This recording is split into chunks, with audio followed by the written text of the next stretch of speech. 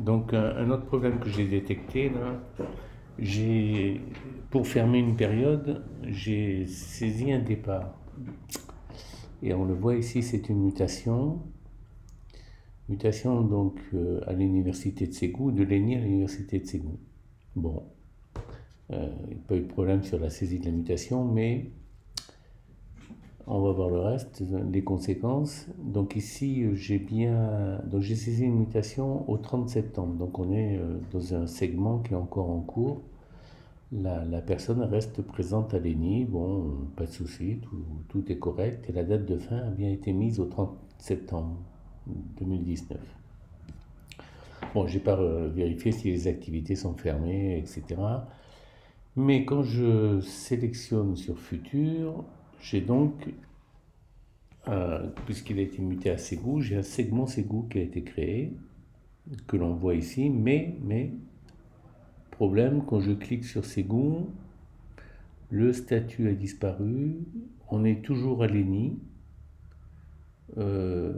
et on a toutes les informations du segment précédent en fait, hein, y compris la date de fin.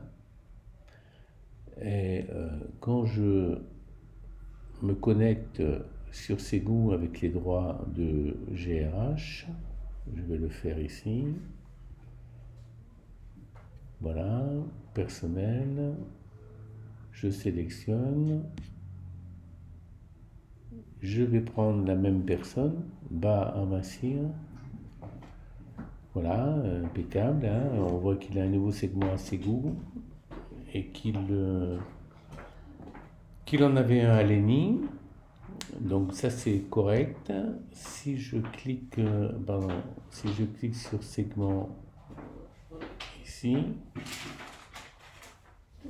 je retrouve mon segment de l'ENI et je crois que c'est à ce moment-là que j'ai une exception.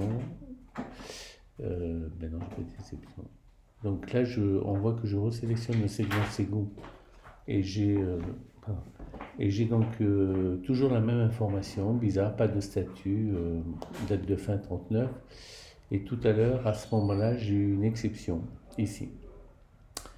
Donc peut-être que c'était au moment de la période. Je vais faire un test sur période.